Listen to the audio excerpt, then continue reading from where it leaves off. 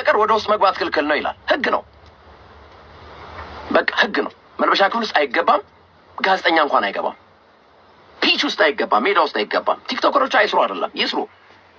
ባይዘዊ ቲክቶከር መሆን ቲክቶከር ፕሮፌሽን አይደለም፣ ሙያ አይደለም። ጋዜጠኝነት ግን ሙያ ነው። እና በዚህ ረገድ እኔ የአዲስ አበባ እግር ኳስ ፌዴሬሽን በጣም የሰራው ስራ ልክ አይደለም፣ መታረም አለበት። እንደውም መላውን ጋዜጠኛ ይቅርታ መጠየቅ አለበት የአዲስ አበባ እግር ኳስ ፌዴሬሽን። ለጋዜጠኝነት ለፕሮፌሽኑ ክብር መውረድ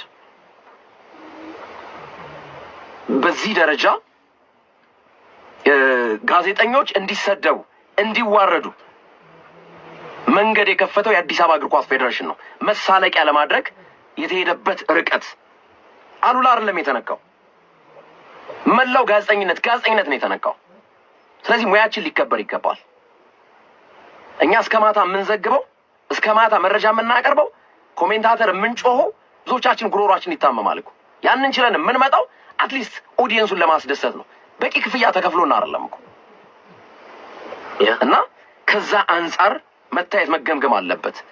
ለጋዜጠኝነት ፕሮፌሽን እንደውም ማለት ነው የጋዜጠኛ ማህበር ቢኖር ኑሮ ቆራጥ አቋም ይዞ የአዲስ አበባ እግር ኳስ ፌዴሬሽንን ዘገባዎች ቦይኮት ማድረግ ነበር፣ አለመዘገብ። በዚህ ስራው ማለት ነው ልክ አይደለም የተሰራው ስራ። ተሰድበንበታል፣ ብዙ ነገር ተደርገንበታል፣ ተከሰንበታል፣ በየፍርድ ቤቱ ተመላልሰንበታል። ሀቅ እንዲወጣ እውነት እንዲነገር ጥረናል፣ ተናግረናል። ያም የሆነው አገራችን ስለምንወድ ነው፣ አገራችን ስለምናከብር ነው። ነገ በእግር ኳሱ ነገ በአትሌቲክሱ ለውጥ እንዲመጣ ነው። ሙስና እንዲጠፋ ነው። ሙሉ በሙሉ ላይ ጠፋ ይችላል።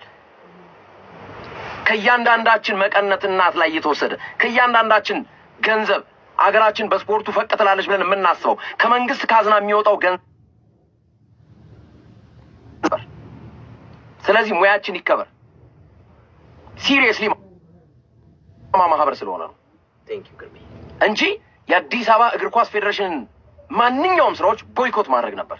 የትኛውም ጋዜጠኛ አንዘግብም ብሎ ቦይኮት ማድረግ ነበር። ቲክቶከሮች ይዘግቡለት። ከዛ በኋላ ፕላትፎርም ነው። ትናንትም ተናግሬዋለሁ ነው። አንዱ ቲክቶከር ይመጣና መልበሻ ክፍል ውስጥ አይደለም